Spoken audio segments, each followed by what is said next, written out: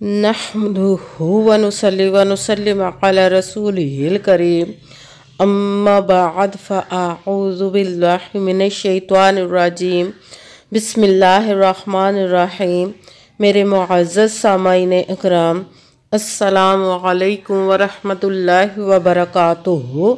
मैं अपने रब कायनात से ये दुआ करती हूँ कि मेरे जितने भी सुनने वाले हैं, रब कायनात सबको सेहतमंद, तंदुरुस्त और लंबी ज़िंदगियाँ अता फरमाए। हम सब की हर मुश्किल और परेशानियों, तंगदस्तियों में मेरा रब कायनात हमारी मदद अता फरमाए। हमें ज़हनी, रूहानी, जिस्मानी अज़ियत और तकलीफ़ और बीमारियों से निजात अता फरमाए। हमें ज़हनी और रूहानी सुकून अता फरमाए। हमें बीमार दुनिया से बचा कर बीमार मदीना बनाए। और जो हम सब के हक़ों में बेहतर है, मेरा रब कायनात हमारे लिए वो अता फरमाए।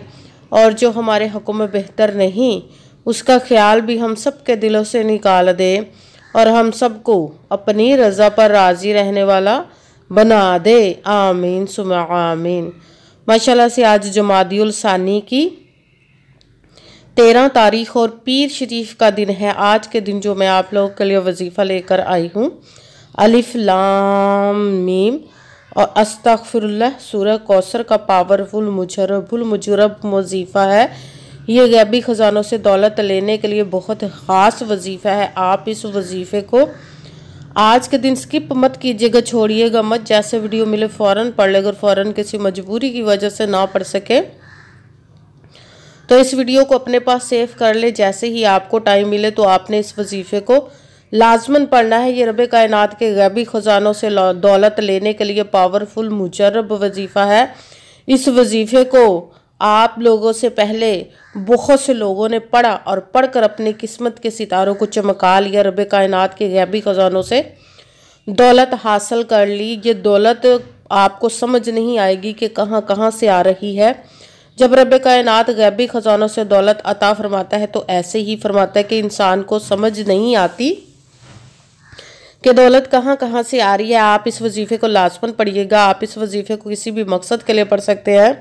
आपका अपना घर नहीं, घर खरीदने के लिए पढ़ सकते हैं। आपके घर में लड़ाई झगड़े रहते, नचाकी, परेशानी, मुफलसी, गरीबी है, उसके लिए पढ़ सकते हैं। गैबी ख़जानों से दौलत लेने के लिए पढ़ सकते हैं। आपकी औलाद नहीं या आपकी औलाद नाफरमान है, उसके लिए पढ़ सकते हैं। आपके घर में कोई बहुत ज़्यादा बीमार है या आप खुद बीमार हैं, उसके लिए पढ़ सकते हैं। आपकी पास अच्छी जॉब नहीं, जॉब लेने के लिए पढ़ सकते हैं। आपकी शादी नहीं हो रही या आपके बच्चों की शादी नहीं हो रही, उसके लिए पढ़ सकते हैं। आपके ऊपर बहुत ज़्यादा कर्ज उतरने का सबब नहीं बन रहा है या आपने अपनी कीमती चीज़ पैसे किसी को दिए वापस नहीं कर रहे, उसके लिए पढ़ सकते हैं।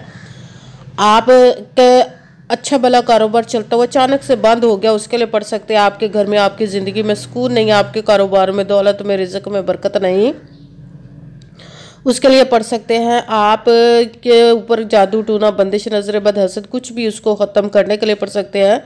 मतलब किसी भी मकसद, किसी भी हाजत, किसी भी मुराद के लिए पढ़ सकते हैं। मगर जब पढ़ने लगे तो रब कायनात की ज़ाते पाक पर यकीन कामिल रख के पढ़िएगा।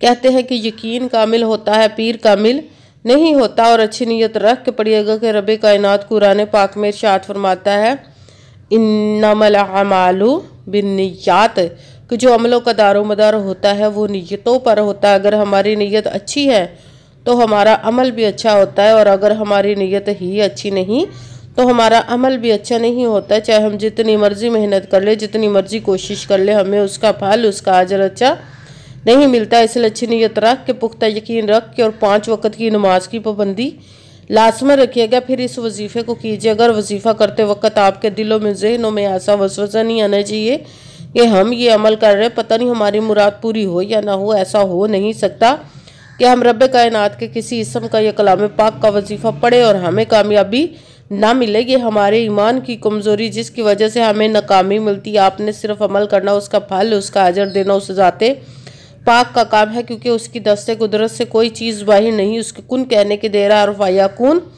हो जाता है। आपने अमल करने के बाद उसके कुन का इंतज़ार करना। इंशाअल्लाह अज़ीज़ रब कायनात अपने हुक्म से आपकी तकदीर के बंद तालों को खोल देगा, नसीब के सितारों को चमका देगा। आपकी ज़िंदगी में ऐसे ऐसे मोजज़े अता फरमाएगा कि आप खुद देखकर हैरान रह जाएंगे। आपको कभी किसी चीज़ की कमी नहीं रहेगी इंशाअल्लाह अज़ीज़ उसके हुक्म से। अगर वीडियो अच्छी लगे तो इसको लाइक ज़रूर कीजिएगा और आगे भी शेयर कर दीजिएगा ताकि किसी दूसरे को हमारी वजह से फ़ायदा पहुँचे, तो हमारे लिए सदका जारिया बन जाए। जो नए हैं इस चैनल पर, इस चैनल को सब्सक्राइब कर ले, बेल आइकन को भी दबा ले ताकि मेरी अगली आने वाली वीडियो आप तक पहुंच सके। अगर कोई मुझसे किसी मसले के बारे में इस्तिहारा करवाना चाहते हो, किसी काम का हिसाब लगवाना चाहते हो, किसी काम के लिए वजीफ़े को पूछना चाहते हो, या कुरान पाक ऑनलाइन पढ़ना चाहते हो, महफिल मिलादुन नबी के लिए बुलवाना चाहते हो, तो व्हाट्सअप का नंबर वीडियो पर चल रहा है, आप लोग मुझसे रब्ता कर सकते हैं। अगर मेरे भाई या बुजुर्ग मुझसे रब्ता करना चाहते हो तो व्हाट्सअप पर, सिर्फ व्हाट्सअप पर वॉइस मैसेज करके अपना मसला बता सकते हैं। अगर माएँ या बहनें मुझसे रब्ता करना चाहती हो तो व्हाट्सअप पर ही वॉइस कॉल करके मुझसे बात कर सकती हैं, अपना मसला बता सकती हैं। आपने वजीफ़ा करने से पहले पूरी वीडियो को ध्यान के साथ सुन के समझ के फिर वजीफ़े को करना है। ऐसा ना हो कि वीडियो को स्किप कर करके छोड़ के सुने और फिर कोई बात रह जाए और आप वजीफ़ा करें और ठीक ना हो। आपने ना तो किसी अमल में कम करके पढ़ना, ना ज़्यादा बढ़ा कर पढ़ना। अगर कम या ज़्यादा कर देते तो वो हमारा वजीफ़ा ठीक नहीं होता, हमें कामयाबी नहीं मिलती। इसलिए आपने मुकम्मल वजीफ़ा जिस तादाद और जिस तरतीब के साथ मैं बताने लगी हूँ, उसी तादाद और उसी तरतीब के साथ आपने इस अमल को पढ़ना है। आप इस अमल को पढ़ने से पहले कमेंट्स में अपना नाम, जहाँ आप रहते हो उस जगह का नाम और अल्लाह पाक के करम ज़रूर लिखना है ताकि मैं भी आप लोगों के लिए दुआ कर सकूँ और फिर वजीफ़े की भी आप लोगों को इजाज़त मिल जाएगी। आप इस वजीफ़े को आज के दिन किसी भी जगह पर बैठकर पढ़ सकते, घर में, ऑफिस, मदरसा, यूनिवर्सिटी, कॉलेज, शॉप पे, मगर जब पढ़ने लगे तो बिल्कुल खामोशी, तवज्जो, सुकून के साथ पढ़ना। कि वजीफ़े के दरमियान ना तो आपने किसी से बात करनी, ना उठना, ना फ़ोन इस्तेमाल करना है। अगर हम वजीफ़े के दरमियान किसी से बात कर लेते, उठ जाते, तो वो हमारा वजीफ़ा ठीक नहीं होता, हमें कामयाबी नहीं मिलती। इसलिए आपने मुकम्मल वजीफ़ा पढ़ने के बाद किसी से बात करनी, उठना या कि फ़ोन इस्तेमाल करना है। आप इस वजीफ़े को आज के दिन किसी भी वक़्त पढ़ सकते, किसी भी नमाज के साथ पढ़ सकते, नमाज के अलावा भी पढ़ सकते हैं। अगर नमाज के साथ पढ़ रहे तो नमाज मुकम्मल पढ़ने के बाद, दुआ मांगने के बाद आपने इस अमल को पढ़ना है। अगर नमाज के अलावा पढ़ रहे तो बावजू होकर ऐसी जगह पर बैठकर पढ़ना जब बिल्कुल खामोशी, तवज्जो, सुकून के साथ आप इस अमल को पढ़ सके। जब अमल करने के लिए बैठ गए तो एक मरतबा आपने दुरूद पाक पढ़ना, कोई सा भी दुरूद पाक पढ़ सकते हैं, मगर दुरूद इब्राहिमी जो नमाज में पढ़ा जाता है वो वाला दुरूद पाक पढ़ ले तो ज़्यादा बेहतर, वरना कोई सा भी दुरूद पाक आप पढ़ सकते हैं।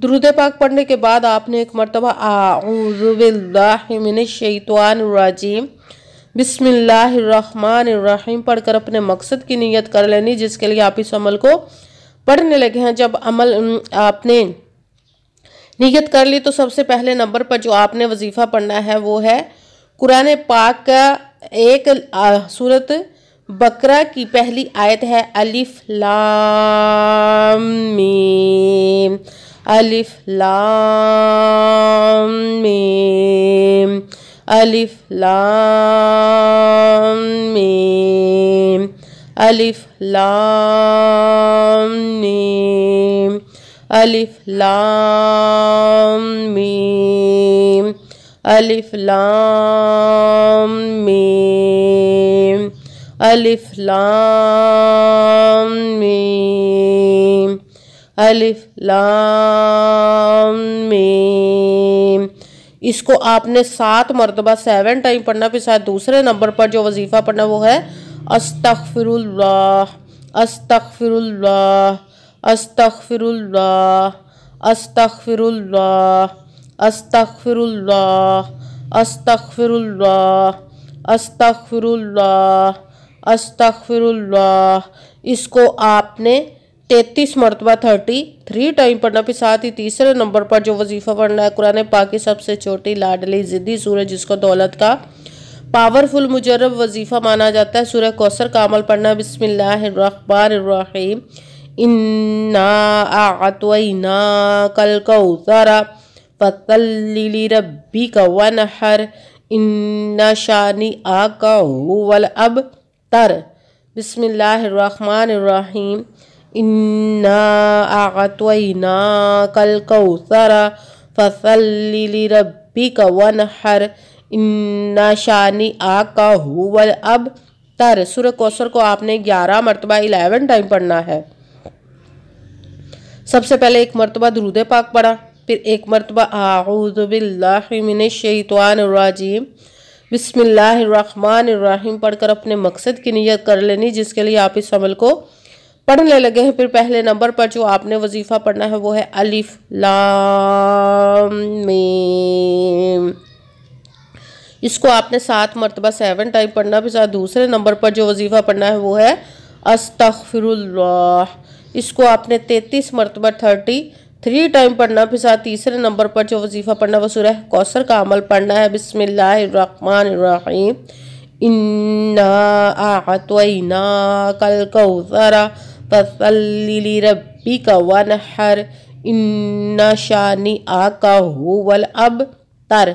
सूरह कौसर को आपने 11 मरतबा 11 टाइम पढ़ना। फिर वही दुरूद पाक पढ़ना जो दुरूद पाक आपने वजीफ़ा शुरू करने से पहले पढ़ा था। जब दुरूद पाक पढ़ लिया, अब आपका वजीफ़ा मुकम्मल हो गया। अब आपने दोनों हाथों को रब्बे कायनात की बारगाह के अक़दस में बुलंद कर लेना। सबसे पहले अपने गुनाहों की बख्शिश की दुआ मांगनी। फिर जिस मकसद जिस हाजत के लिए आपने इस अमल को किया उसकी खूब दुआ कीजिएगा और दुआओं में मुझे भी याद रखिएगा, मेरे लिए भी दुआ कीजिएगा। जज़ाकल्लाहु खैरा।